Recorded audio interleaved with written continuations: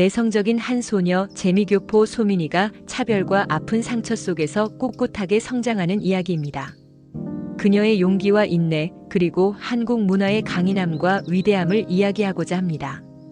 세상에 널리 울려 퍼지는 한국의 아름다운 힘을 여러분들에게 한국인으로서의 자긍심과 밝은 희망을 안고 멋지게 전하고 싶습니다. 좋아요와 구독 버튼을 한번 눌러주시면 감동 하나에게 진심으로 고마운 격려가 됩니다. 그럼 바로 시작하겠습니다. 안녕하세요. 저는 텍사스 댈러스에 있는 스쿨포더 탤런티드 앤 기프티드 고등학교에 다니는 16살 한인 소녀 소민이에요. 이 학교는 텍사스에서 손꼽히는 영재교육 특화 공립고등학교죠. 하지만 저에게는 매일이 고통스러운 전쟁터나 다름없어요. 오늘도 어김없이 복도를 걸어가는데 뒤에서 웃음소리가 들려왔습니다. 소민, 소민. 제 이름을 부르는 소리였지만 그들이 의미하는 건 달랐어요.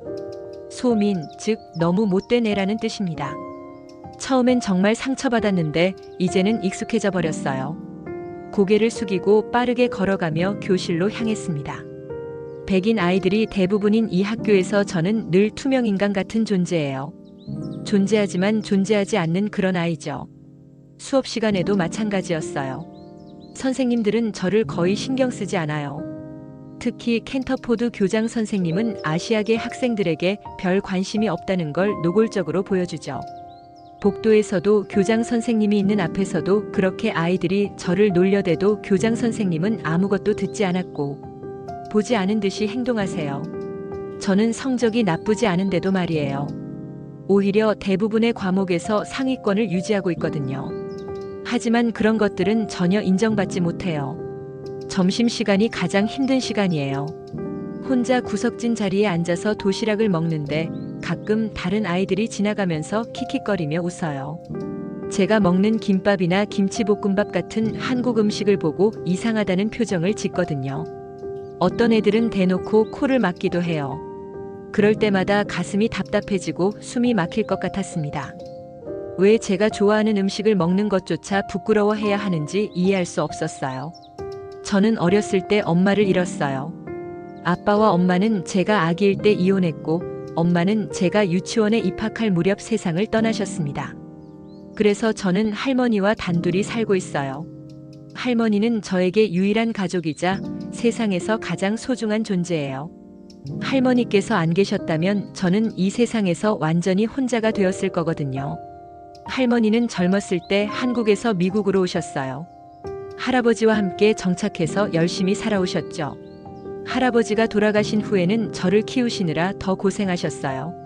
할머니는 항상 저에게 한국의 이야기를 들려주세요. 어떤 어려움도 슬기롭게 견뎌낸 우리 조상들이 얼마나 강인했고 얼마나 위대한 민족인지 말씀해 주시죠. 하지만 솔직히 말하면 그런 이야기들이 제게는 먼 나라 이야기처럼 느껴질 때가 많아요. 학교에서 돌아와 할머니께 하루 있었던 일을 말씀드리기가 힘들어요. 할머니가 걱정하실까 봐서요. 그래서 항상 오늘도 괜찮았어요 라고 거짓말을 해요. 할머니는 제가 학교에서 친구들과 잘 지낸다고 생각하고 계세요. 제가 영재학교에 다닌다는 것을 자랑스러워 하시거든요. 하지만 실제로는 매일이 외롭고 괴로워요. 저녁에 할머니와 함께 한국 드라마를 보거나 한국 음식을 먹을 때가 하루 중 가장 평안한 시간이에요. 할머니는 가끔 옛날 한국 노래를 흥얼거리세요. 그 목소리가 참 곱고 아름다워요. 할머니, 노래 정말 잘하세요 라고 하면 할머니는 그냥 웃으면서 옛날에 조금 배웠지라고 하세요. 그때마다 할머니의 과거가 궁금했지만 깊이 물어보지는 않았어요. 밤에 침대에 누워서 천장을 바라보며 생각해요. 나는 도대체 누구일까? 한국 사람일까? 미국 사람일까? 아니면 그 어디에도 속하지 않는 애매한 존재일까? 친구들에게는 너무 한국적이어서 이상하게 보이고 그렇다고 한국을 가본 적도 없어서 진짜 한국 사람이라고 할 수도 없고요. 이런 정체성의 혼란 속에서 저는 점점 더 내 안으로 숨어들고 있었어요. 어느 날 할머니께서 특별한 편지를 받으셨어요. 한국에서 온 편지였는데 할머니의 오랜 친구분이 보낸 거였습니다. 할머니는 편지를 읽으시더니 눈물을 글썽이셨어요. 소민아, 한국에 있는 할머니 친구가 우리를 초대하셨단다. 이번 여름방학에 한국에 가보는 게 어떨까? 저는 깜짝 놀랐어요. 한국이라니 제가 태어나서 한 번도 가본 적 없는 나라였거든요. 그런데 편지와 함께 온 것이 하나 더 있었어요. USB였는데 한국의 전통 음악과 춤 영상들이 담겨 있었습니다. 할머니와 함께 영상을 보는데 정말 놀라웠어요. 화려한 한복을 입은 사람들이 아름다운 음악에 맞춰 춤을 추고 신비로운 악기들이 만들어내는 선율이 마음 깊숙이 울려 퍼졌거든요. 특히 가야금이라는 악기에서 나오는 소리는 뭔가 제 마음속 깊은 곳을 건드리는 것 같았어요. 할머니는 영상을 보시면서 중간중간 설명해 주셨어요. 이건 아리랑이라는 우리나라 대표 민요란다. 슬프지만 희망이 담긴 노래지. 우리 조상들이 힘들 때마다 부르던 노래야. 할머니의 목소리에는 깊은 감정이 담겨 있었어요. 그때 처음으로 한국 문화가 단순히 먼 나라 이야기가 아니라 제 안에 흐르는 피와 연결되어 있다는 걸 느꼈습니다. 하지만 학교에서는 여전히 힘든 일들이 계속되었어요. 특히 같은 반 제이슨이라는 아이가 저를 괴롭히는 정도가 심해졌어요. 어느 날 역사 수업 시간에 한국 전쟁에 대한 내용이 나왔는데 제이슨이 대놓고 말했어요. 한국 같은 작은 나라가 왜 둘로 나뉘어서 싸우고 있는지 모르겠어. 그냥 하나로 합치면 되는데. 그 순간 제 가슴 속에서 뭔가 뜨거운 게 올라왔어요. 더 충격적인 건 같은 학교에 다니는 제1교포 학생들의 반응이었어요. 특히 켄지라는 아이가 저를 보며 비웃듯 말했어요. 예전에 한국이 일본의 식민지였으니까 지금으로 말하면 소민이 같은 애는 우리 집에서 일하는 청소부 같은 존재인 거야. 그렇지 않냐? 라고요. 역사를 제대로 알지도 못하는 켄지 같은 멍청한 아이에게 그런 말까지 들으니 실컷 욕을 해주고 그 아이를 발로 세차게 차고 싶었어요. 하지만 만약 제가 그런 행동을 했을 때 곤란을 겪으실 할머니를 생각하며 제 마음을 억눌러야만 했어요. 그날 밤 할머니께 학교에서 있었던 일을 솔직하게 털어놨어요. 더 이상 혼자서는 견딜 수 없었거든요. 할머니는 제 이야기를 조용히 들어주시더니 말씀하셨어요. 소민아, 내가 누구인지 다른 사람이 정하는 게 아니야. 내 안에 흐르는 피가 누구의 피인지, 내 마음이 어디를 향하고 있는지가 중요한 거란다. 할머니의 말씀이 마음에 와닿았지만 여전히 현실은 변하지 않았어요. 며칠 후 점심시간에 또 다른 사건이 일어났어요. 제가 할머니가 싸주신 김밥을 먹고 있는데 몇몇 아이들이 다가와서 소민이 또 이상한 거 먹고 있네. 냄새도 이상해라고 말했어요. 그중 한 아이가 제 도시락을 보며 이게 뭐야, 검은 종이로 싼 것 같네라고 비웃었습니다. 그 순간 정말 화가 났어요. 김이 검은 종이라니 우리 음식을 그렇게 무시할 수 있나요? 저는 그때 처음으로 목소리를 높였어요. 이건 김밥이야. 한국인들이 즐겨 먹는 음식이고 너희가 먹는 샌드위치보다 훨씬 영양가 있어. 하지만 아이들은 더 크게 웃으며 오, 소민이가 화내네. 소민 이라고 놀렸어요. 그 순간 정말 눈물이 날 것 같았지만 꾹 참았습니다. 울면 더 약해 보일 것 같았거든요.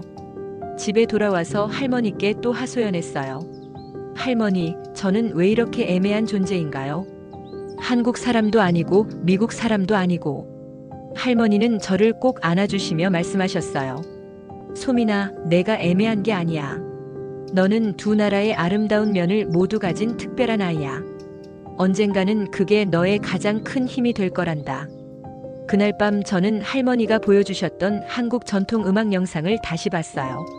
아리랑 선율을 들으면 왠지 모르게 마음이 편안해졌어요. 가사는 슬픈데 멜로디는 희망적이었어요. 마치 제 마음 같았죠. 슬프지만 포기하지 않는 그런 느낌이었습니다. 그때부터 저는 한국 문화에 대해 더 알고 싶다는 생각이 들기 시작했어요. 여름방학이 시작되자마자 저와 할머니는 한국행 비행기에 올랐어요. 태어나서 처음 가보는 한국이었죠. 인천공항에 내렸을 때의 그 느낌을 평생 잊을 수 없을 거예요. 공항에서부터 한글로 된 표지판들이 보이고 한국어가 자연스럽게 들리는 게 정말 신기했어요. 저도 모르게 가슴이 두근거렸습니다. 할머니 친구분인 박 선생님이 공항에 마중 나와주셨어요. 박 선생님은 국립국악원에서 일하시는 분이었어요. 소민이구나, 할머니한테서 내 이야기를 많이 들었어. 이번에 한국 와서 우리 전통 문화를 많이 배워가렴이라고 따뜻하게 말씀해 주셨죠. 그때까지도 저는 단순히 관광차 온 거라고 생각했어요. 서울에 도착해서 첫날 경복궁을 구경했어요. 궁궐의 웅장함과 아름다움에 입이 다물어지지 않았습니다. 특히 근정전을 보았을 때는 정말 감탄했어요. 할머니, 우리 조상들이 이런 멋진 궁궐을 지었다니 정말 대단하네요. 할머니는 뿌듯한 표정으로 그래, 우리 민족은 예로부터 아름다운 것을 만들어내는 재능이 뛰어났단다라고 말씀하셨어요. 둘째 날에는 박 선생님의 안내로 국립국악원을 방문했어요. 그곳에서 처음으로 진짜 가야금 연주를 들었는데 그 순간 온몸에 전율이 흘렀어요. 현을 튕기는 소리 하나하나가 제 마음속 깊은 곳을 건드렸거든요. 연주자분이 아리랑을 연주하시는데 눈물이 날 것 같았어요. 왜 눈물이 나는지도 모르겠는데 자꾸만 가슴이 뭉클했습니다. 그런데 더 놀라운 일이 있었어요. 박 선생님이 저를 한 분께 소개해 주셨는데 그분이 바로 국가무형문화재 가야금산조 보유자인 정옥순 선생님이셨어요. 소민아, 내 할머니 이야기 들어봤니? 옛날에 정말 유명한 분이셨는데 라고 정 선생님이 말씀하셨어요. 할머니는 당황스러워하시며 그런 얘기는 하지 마세요 라고 하셨지만 저는 뭔가 이상했어요. 할머니에게 숨겨진 이야기가 있는 것 같았거든요. 셋째 날에는 한국의 아픈 역사를 배우는 시간이었어요.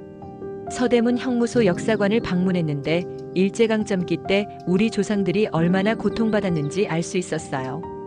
독립운동가들이 갇혔던 감옥을 보니 가슴이 아팠습니다. 할머니는 조용히 말씀하셨어요. 소민아, 우리가 지금 이렇게 자유롭게 살 수 있는 건 이분들의 희생 덕분이야. 절대 잊어서는 안 돼. 전쟁기념관에서는 한국 전쟁에 대해 자세히 배웠어요. 학교에서 배운 것과는 완전히 다른 관점이었어요. 분단의 아픔, 전쟁의 참혹함, 그리고 그 속에서도 포기하지 않았던 우리 민족의 의지를 알 수 있었죠. 특히 어린 나이에 전쟁에 참여했던 학도병들 이야기를 들으니 정말 가슴이 아팠어요. 저와 비슷한 또래의 아이들이 나라를 위해 목숨을 바쳤다니요. 그날 밤 숙소에서 할머니와 긴 대화를 나눴어요. 할머니, 우리 민족이 이렇게 강인한 민족이었는지 정말 몰랐어요. 학교에서는 이런 걸 제대로 안 가르쳐줘요. 할머니는 제 손을 잡으시며 말씀하셨어요. 소민아, 내가 누구의 후손인지 이제 알겠지? 우리는 어떤 시련이 와도 굴복하지 않는 강한 피가 흐르고 있어. 마지막 날에는 정말 특별한 경험을 했어요. 박 선생님이 국악 체험 프로그램에 참여할 수 있게 해주셨거든요. 처음으로 가야금을 직접 만져보고 연주해봤어요. 서툰 손놀림이었지만 현에서 나오는 소리가 신기했어요. 선생님이 소민이는 감각이 좋네요. 음악적 재능이 있는 것 같아요 라고 말씀해 주셨을 때 정말 기뻤습니다. 그때 할머니가 갑자기 가야금 앞에 앉으셨어요. 그리고는 익숙한 손놀림으로 아리랑을 연주하기 시작하셨죠. 그 순간 모든 사람들이 놀라며 조용해졌어요. 할머니의 연주는 정말 완벽했거든요. 마치 수십 년간 연주해 온 전문가 같았어요. 정 선생님도 깜짝 놀라며 정말 대단하시네요. 라고 감탄하셨어요. 그날 밤 저는 할머니께 정말 궁금한 걸 물어봤어요. 할머니, 정말 옛날에 조금만 배우신 거예요? 오늘 연주하시는 걸 보니까 전문가 같으셨는데요. 할머니는 잠시 망설이시더니 소민아, 할머니도 젊었을 때는 꿈이 있었단다. 언젠가 너에게 이야기해줄 날이 올 거야 라고 하셨어요. 그 말씀이 더욱 궁금증을 불러일으켰지만 더 이상 묻지는 않았어요. 한국에서의 일주일은 제 인생을 바꿔놓았어요. 저는 이제 제가 누구인지 조금씩 알 것 같았어요. 강인하고 아름다운 문화를 가진 민족의 후손이라는 자부심이 생겼거든요. 미국으로 돌아가는 비행기 안에서 창밖을 바라보며 생각했어요. 이제 학교에서 무시당해도 굴복하지 않을 거라고요. 한국에서 돌아온 후 새 학기가 시작되었어요. 저는 한국에서의 경험으로 조금은 자신감이 생겼다고 생각했는데 현실은 여전히 냉혹했습니다. 오히려 더 심한 일들이 기다리고 있었어요. 첫 번째 충격은 사회 시간에 일어났어요. 선생님이 아시아 역사에 대해 설명하시는데 제이슨이 손을 들고 말했어요. 선생님, 한국은 왜 일본한테 지배당했어요? 약해서 그런 거 아니에요? 교실이 조용해졌고 모든 시선이 저에게 쏠렸습니다. 저는 가슴이 뛰기 시작했어요. 한국에서 본 독립운동가들의 희생이 떠올랐거든요. 저는 용기를 내서 말했어요. 그건 틀렸어요. 한국은 약해서 지배당한 게 아니라 일본이 침략한 거예요. 우리 조상들은 끝까지 저항했어요. 하지만 제이슨은 비웃으며 그럼 왜 일본의 식민지가 된 거야? 미국이 도와줘서 겨우 독립한 거 아니야? 라고 말했어요. 그 말에 제 얼굴이 빨갛게 달아올랐습니다. 더 화가 난 건 선생님의 반응이었어요. 자, 그만하고 다음 내용으로 넘어가자라고 하시며 아무런 정정도 해주지 않으셨거든요. 제가 손을 들고 정확한 역사적 사실을 말하려고 했지만 소민아, 지금은 다른 내용을 해야 해라고 하시며 제지하셨어요. 그 순간 정말 억울했습니다. 점심시간에 더 큰 일이 터졌어요. 켄지와 다른 제1교포 친구들이 저에게 다가와서 말했어요. 소민아, 너 왜 그렇게 한국인 코스프레하고 다녀? 우리는 이미 미국 사람이야. 굳이 그런 옛날 것들 들고 나올 필요 없어. 켄지는 계속해서 한국 문화가 뭐 그렇게 대단하다고? 일본 문화가 훨씬 세련되고 발전되어 있어라고 말했어요. 저는 참을 수 없었어요. 켄지, 너는 내 뿌리를 부정하는 거야? 우리 조상들이 겪은 고통을 모르는 거야? 켄지는 어깨를 으쓱하며 과거는 과거야.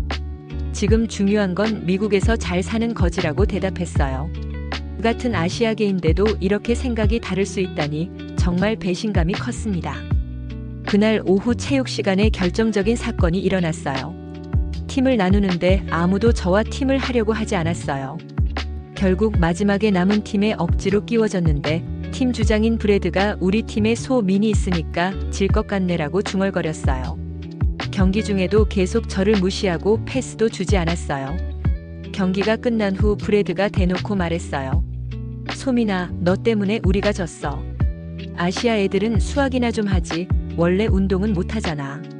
그 순간 제 안에서 뭔가 폭발했어요. 한국에서 본 태권도, 씨름, 활쏘기 같은 우리의 전통 무예들이 떠올랐거든요. 한국 사람들이 운동을 못한다고. 너희가 아는 게 뭐가 있어? 라고 소리쳤어요. 하지만 아이들은 더 크게 웃으며 오, 소민이 화났네. 킬링 미 소프틀리라고 놀리면서 노래까지 불러댔어요. 그 순간 정말 눈물이 날 것 같았지만 꾹 참았습니다. 울면 더 약해 보일 것 같았거든요. 저는 주먹을 꽉 쥐고 교실을 나왔어요. 집에 돌아와서 할머니께 모든 걸 털어놨어요. 할머니, 저는 정말 지쳤어요. 왜 우리는 이렇게 무시당해야 하나요? 왜 우리 문화는 이상한 것 취급받아야 하나요? 눈물이 주르륵 흘러내렸습니다. 할머니는 저를 꼭 안아주시며 같이 눈물을 흘리셨어요. 소민아, 할머니도 젊었을 때 그런 일들을 많이 겪었단다. 하지만 그때마다 우리 문화가 얼마나 아름답고 위대한지 생각하며 견뎠어. 할머니는 잠시 망설이시더니 계속 말씀하셨어요. 사실 할머니도 너에게 감춰왔던 이야기가 있어. 언젠가는 말해야 한다고 생각했는데 지금이 그때인 것 같구나. 할머니는 방 안쪽 장롱 깊숙한 곳에서 핑크색 보자기로 여러 겹으로 쌓여있는 오래된 상자를 꺼내오셨어요. 그 안에는 낡은 사진들과 상장들, 그리고 신문 기사들이 들어있었어요. 사진 속 젊은 여성이 한복을 입고 가야금을 연주하고 있었는데 그 사람이 바로 할머니셨어요. 신문 기사에는 조선의 젊은 가야금 명인 전통 음악의 새로운 희망이라는 제목들이 보였습니다. 할머니, 이게 뭐예요? 저는 깜짝 놀라며 물었어요. 할머니는 깊은 한숨을 쉬시며 말씀하셨어요. 소민아, 할머니는 젊었을 때 국가무형문화재였어. 가야금 산조와 민요 분야에서 인간문화재로 지정받았지. 하지만 미국에 와서는 그런 과거를 숨기고 살았단다. 그 순간 모든 게 이해되었어요. 할머니가 왜 그렇게 아름다운 목소리를 가지고 계셨는지, 왜 가야금을 그렇게 완벽하게 연주하실 수 있었는지 말이에요. 저는 할머니를 다시 보며 말했어요. 할머니, 왜 이런 대단한 걸 숨기셨어요? 할머니는 슬픈 표정으로 미국에서는 아무도 관심 없어 보였거든. 그냥 평범한 할머니로 사는 게 편할 것 같았어라고 하셨어요. 할머니의 비밀을 알게 된 후 저는 완전히 달라졌어요. 그날 밤부터 할머니께 가야금과 민요를 제대로 배우기 시작했습니다. 할머니는 처음에는 소민아, 이런 걸 배워서 뭐 하겠니라고 하셨지만 제가 간절히 부탁드리자 결국 가르쳐 주시기로 하셨어요. 매일 저녁 2시간씩 연습했어요. 할머니는 정말 엄격한 선생님이셨어요. 솜이나 가야금은 마음으로 연주하는 거야. 기교만으로는 사람의 마음을 움직일 수 없어. 처음에는 손가락이 아프고 현을 제대로 튕길 수도 없었어요. 하지만 포기하지 않았어요. 학교에서 받은 상처들이 오히려 연습의 원동력이 되었거든요. 한 달 후 학교에서 연례 장기자랑 대회 공고가 나왔어요. 매년 12월에 열리는 큰 행사였죠.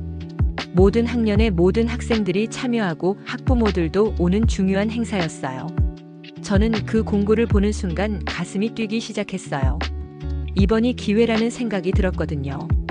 집에 돌아와서 할머니께 말씀드렸어요. 할머니, 저 장기자랑에 나가서 아리랑을 부르고 싶어요. 할머니는 깜짝 놀라시며 솜이나 아직 배운 지 얼마 안 됐는데 괜찮겠니? 라고 걱정하셨어요. 하지만 저는 결심했어요. 할머니, 저는 더 이상 숨어 살고 싶지 않아요.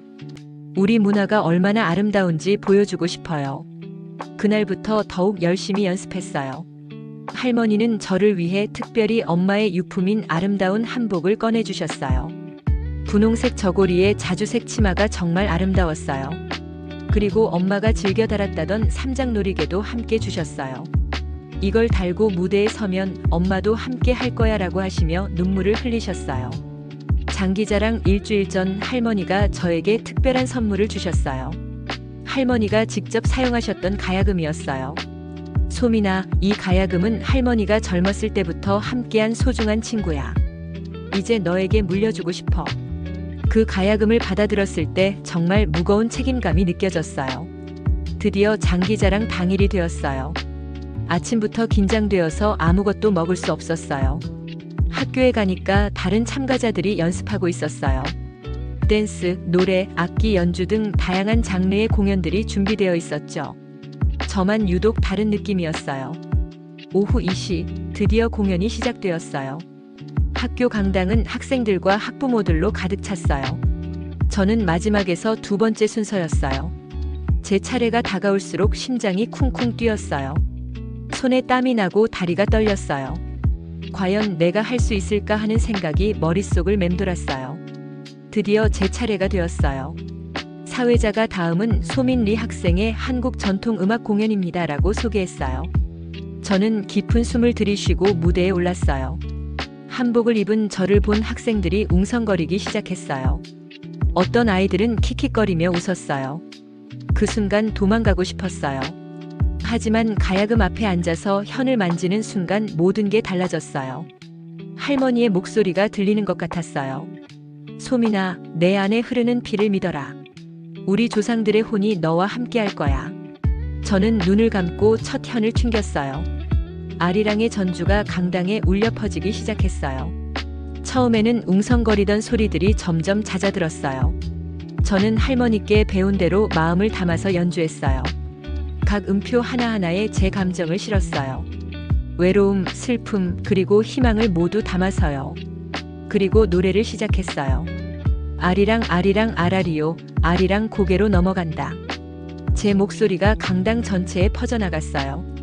할머니께 배운 정통 창법으로 부르는 아리랑이었어요. 단순한 멜로디였지만 그 안에는 우리 민족의 한과 희망이 모두 담겨 있었어요. 2절, 3절로 이어지면서 강당은 찬물을 끼얹은 듯 완전히 조용해졌어요. 웃음소리도 웅성거리는 소리도 숨소리마저도 모두 사라졌어요. 연주를 마치고 저는 관객들을 바라봤어요. 많은 사람들이 진지한 표정으로 듣고 있었어요. 어떤 분들은 눈물을 흘리기도 했어요. 마지막 9절, 나를 버리고 가시는 님은 심리도 못 가서 발병 난다를 부를 때는 정말 온 마음을 다했어요. 할머니의 희생, 엄마에 대한 그리움, 그리고 제가 겪어온 모든 아픔을 노래에 담았어요. 마지막 가야금 여음이 사라지자 강당에는 완전한 침묵만이 흘렀어요. 그 잠깐의 침묵 후 갑자기 우레와 같은 박수가 터져 나왔어요. 처음에는 몇몇 사람들이었는데 점점 더 많은 사람들이 박수를 쳤어요. 마침내 강당 전체의 모든 사람들이 기립박수를 쳤어요. 그 순간 저는 울음을 터뜨렸어요. 기쁨의 눈물이었어요. 드디어 제가 누구인지, 제 문화가 얼마나 아름다운지 모든 사람들에게 보여줄 수 있었거든요. 장기자랑이 끝난 다음 날 월요일 학교 분위기가 완전히 달라져 있었어요. 복도를 걸어가는데 아이들이 저를 보며 속삭이는 소리가 들렸어요. 하지만 이번에는 조롱이 아니었어요. 어제 소민이 공연 정말 대단했어. 한국 음악이 그렇게 아름다운 줄 미처 몰랐어. 그 같은 말들이었죠. 첫 번째 영어 수업에서 미세스 윌슨 선생님이 저에게 말씀하셨어요. 소민아, 어제 공연 정말 감동적이었어. 나도 모르게 눈물이 났지 뭐니. 교실에 있던 아이들도 일제히 고개를 끄덕였어요. 그 중에서 평소에 저를 무시하던 에밀리가 소민아, 그 노래 제목이 뭐야? 정말 아름다웠어 라고 물어봤어요. 점심시간이 가장 놀라웠어요. 평소처럼 구석진 자리에서 혼자 도시락을 먹고 있는데 몇몇 아이들이 다가왔어요. 소민아, 우리랑 같이 앉을래? 제시카가 말했어요. 저는 깜짝 놀랐어요. 제시카는 학교에서 가장 인기 있는 아이 중 하나였거든요. 정말? 제가 되묻자 당연하지. 어제 공연 보고 진짜 감동받았어 라고 답했어요. 그날부터 학교 생활이 완전히 바뀌었어요. 복도에서 저를 만나는 아이들이 인사를 해주기 시작했어요. 안녕, 소민아 지난 공연 정말 좋았어 같은 말들을 들으니 꿈을 꾸는 것 같았어요. 특히 캔터포드 교장 선생님마저도 소민 학생, 정말 자랑스럽다. 우리 학교에 이런 재능 있는 학생이 있다니라고 말씀해 주셨어요. 더 놀라운 일은 SNS에서 일어났어요. 누군가가 제 공연 영상을 인스타그램에 올렸는데 그게 엄청나게 퍼지기 시작한 거예요. 첫날에는 좋아요가 100개 정도였는데 이틀 후에는 1000개, 일주일 후에는 10만 개가 넘었어요. 댓글들도 정말 감동적이었어요. 이런 아름다운 음악이 있다니. 한국 문화 정말 대단하다. 소민이 목소리에 감동했어요. 같은 내용들이었죠. 학교 음악 선생님인 미스터 존슨 씨가 저를 찾아와서 제안했어요. 소민아, 겨울 콘서트에서 특별 공연을 해주면 어떨까? 많은 사람들이 너의 음악을 다시 듣고 싶어 해. 저는 기쁘게 수락했어요. 드디어 제 문화를 더 많은 사람들에게 알릴 기회가 생긴 거였죠. 가장 의외였던 건 제이슨의 변화였어요. 평소에 저를 가장 많이 괴롭혔던 아이였는데 어느 날 저에게 다가와서 말했어요. 소민아, 미안해. 내가 한국에 대해서 잘못 생각하고 있었던 것 같아. 내 공연을 보고 정말 반성했어. 저는 놀라면서도 고마웠어요. 괜찮아, 제이슨. 이제 우리 친구하자라고 답했어요. 켄지의 반응도 흥미로웠어요. 처음에는 여전히 시큰둥했지만 점점 저에게 관심을 보이기 시작했어요. 소민아, 지난번에 내가 한 청소부 이야기는 좀 지나쳤던 거사. 정말 미안하다. 너희 한국 문화에 대해서도 알아보고 싶어. 그 말을 들으니 정말 뿌듯했어요. 제가 켄지에게도 좋은 영향을 준 것 같았거든요. 인스타그램 팔로워가 5만 명을 넘어서면서 여러 곳에서 연락이 오기 시작했어요. 한국문화원에서 공연 제안이 왔고 지역 방송국에서 인터뷰 요청도 들어왔어요. 한국계 미국인 커뮤니티에서도 연락이 와서 우리 문화를 알려줘서 고맙다는 메시지를 보내주셨어요. 가장 기억에 남는 건 한국에서 온 메시지였어요. 국립국악원에서 제 영상을 보고 한국 전통음악을 해외에 알려줘서 감사합니다. 기회가 닿으면 한국에서도 공식 공연을 해주시기 바랍니다는 초청장을 보내주셨거든요. 할머니와 함께 그 편지를 읽으며 정말 많이 울었어요. 할머니는 제 변화를 보시며 정말 기뻐하셨어요. 소민아, 이제야 진짜 너다운 모습을 찾은 것 같구나. 할머니가 평생 숨겨왔던 재능이 너를 통해 다시 빛을 보고 있어. 할머니께서 저의 이번 일로 당신의 과거를 더욱 자랑스러워하기 시작하게 되었다고 말씀해 주셨어요. 수업 시간에도 달라진 게 많았어요. 선생님들이 한국 문화에 대해 질문하시기 시작했고 아이들도 궁금한 걸 물어봤어요. 소민아, 한국 음식 중에 뭐가 제일 맛있어? 한복은 언제 입어? 한국어로 안녕하세요가 뭐야? 그 같은 질문들이었죠. 저는 기쁘게 대답해 주었어요. 특별히 기억에 남는 건 사회 시간이었어요. 선생님이 각자 자신의 문화적 배경에 대해 발표해보자는 과제를 내주셨어요. 예전 같았으면 정말 싫었을 텐데 이번에는 오히려 기대되었어요. 저는 한국의 역사, 문화, 전통 음악에 대해 자신 있게 발표했어요. 발표가 끝나자 교실이 박수로 가득했어요. 그날 집에 돌아와서 할머니께 말씀드렸어요. 할머니, 이제 정말 자신 있어요. 저는 한국인이면서 동시에 미국인이에요. 두 문화를 모두 사랑하고 자랑스러워해도 되는 거죠? 할머니는 저를 꼭 안아주시며 그래, 소민아. 너는 두 세계의 다리가 되는 특별한 아이야 라고 말씀해 주셨어요. 이제 저는 더 이상 그림자 같은 존재가 아니었어요. 당당한 한국계 미국인 소민이었죠. 제 문화를 숨기지 않고 오히려 자랑스럽게 보여주는 소민이 말이에요. 1년이 지났어요. 지금 저는 댈러스 심포니 홀 무대에 서 있습니다. 3,000명의 관객들이 저를 바라보고 있어요. 한국 전통 의상을 현대적으로 재해석한 아름다운 한복을 입고 할머니가 물려주신 가야금을 앞에 두고 있죠. 오늘은 제가 주최하는 첫 번째 단독 콘서트 날이에요. 무대 뒤에서 할머니가 저를 격려해 주셨어요. 소민아, 할머니는 정말 자랑스럽다. 내가 이렇게 큰 무대에서 우리 문화를 알리는 모습을 보니 꿈 같구나. 할머니의 눈에는 눈물이 글썽였어요. 저도 할머니를 꼭 안아드리며 할머니 덕분이에요.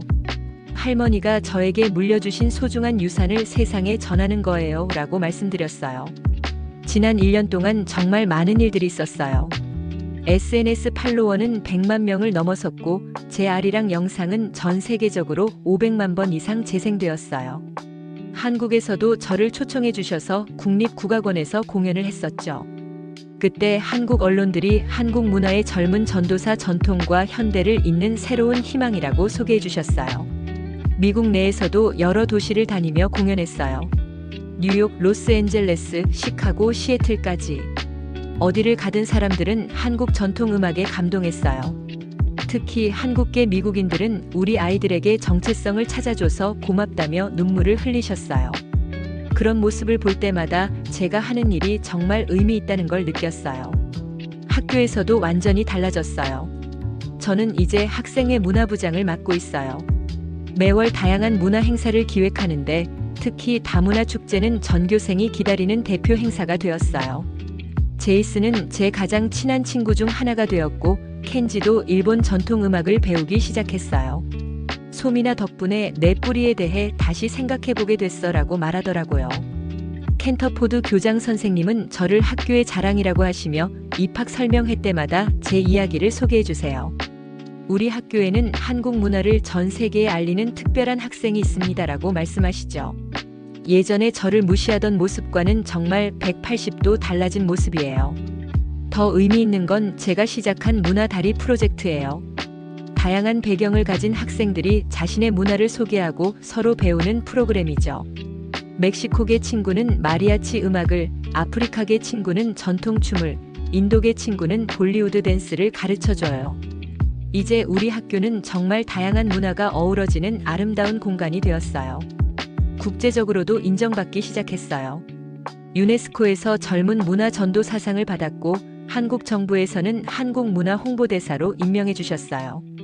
불과 2년 전만 해도 소민이라고 불리며 괴롭힘 당하던 제가 이런 상을 받다니 정말 믿기지 않아요. 오늘 콘서트에는 정말 특별한 분들이 오셨어요. 한국에서 박 선생님도 오셨고 제가 다녔던 학교 친구들과 선생님들도 모두 왔어요. 심지어 제이스는 소민아, 너 때문에 나도 한국 문화에 관심이 생겼어. 한국어 배우기 시작했어 라고 말하더라고요. 드디어 공연이 시작되었어요.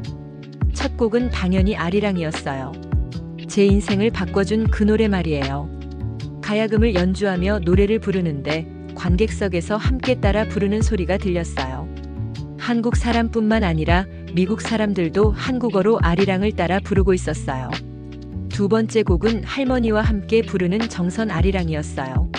할머니가 무대에 올라오시자 관객들이 기립박수를 쳐주셨어요. 할머니와 함께 부르는 노래는 정말 특별했어요. 3대에 걸친 한국 문화의 전승을 보여주는 무대였거든요. 마지막 곡은 제가 직접 작사 작곡한 두 개의 뿌리였어요. 한국과 미국 두 문화 사이에서 성장한 제 이야기를 담은 노래였죠. 영어와 한국어를 섞어서 부르는 곡이었는데 이 노래가 제가 누구인지를 가장 잘 보여주는 노래라고 생각해요. 공연이 끝나자 관객들이 모두 일어서서 박수를 쳐주셨어요. 소민, 소민 하는 함성 소리가 홀 전체에 울려 퍼졌어요. 그 순간 저는 정말 행복했어요. 이제 제 이름 소민은 소민이 아니라 밝은 하늘이라는 뜻의 소민이었거든요. 제 이름처럼 이젠 저에게는 밝은 하늘만이 멋지게 펼쳐지는 기분이었어요. 무대에서 내려와 할머니를 만났을 때 할머니가 말씀하셨어요. 소민아, 할머니가 평생 꿈꿔왔던 일을 내가 이뤄주었구나. 우리 문화가 이렇게 많은 사람들에게 사랑받는 모습을 보니 정말 감격스럽다. 저는 할머니께 할머니, 이제 시작이에요. 저는 평생 이 일을 할 거예요 라고 말씀드렸어요. 지금 저는 18살이에요.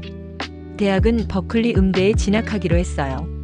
민족음악학과 현대음악을 함께 공부해서 한국 전통음악을 현대적으로 재해석하는 작업을 하고 싶어요. 그리고 언젠가는 할머니처럼 후배들에게 우리 문화를 가르쳐주고 싶어요. 제 꿈은 전 세계 어디를 가도 한국 전통음악이 울려 퍼지는 세상을 만드는 거예요. 뉴욕의 링컨 센터에서도, 런던의 로열 알버트 홀에서도, 파리의 오페라 하우스에서도 아리랑이 울려 퍼지는 그런 세상 말이에요. 오늘 밤 집에 돌아와서 거울을 보며 생각했어요. 예전에는 거울 속 제 모습이 싫었어요. 한국 사람도 미국 사람도 아닌 애매한 존재라고 생각했거든요. 하지만 지금은 달라요. 거울 속에는 두 문화의 아름다운 면을 모두 가진 특별한 소민이가 있어요. 저는 이제 확신해요. 저는 세상을 아름답게 만드는 진짜 소민이라는 걸요. 그리고 이 여정은 이제 시작일 뿐이에요.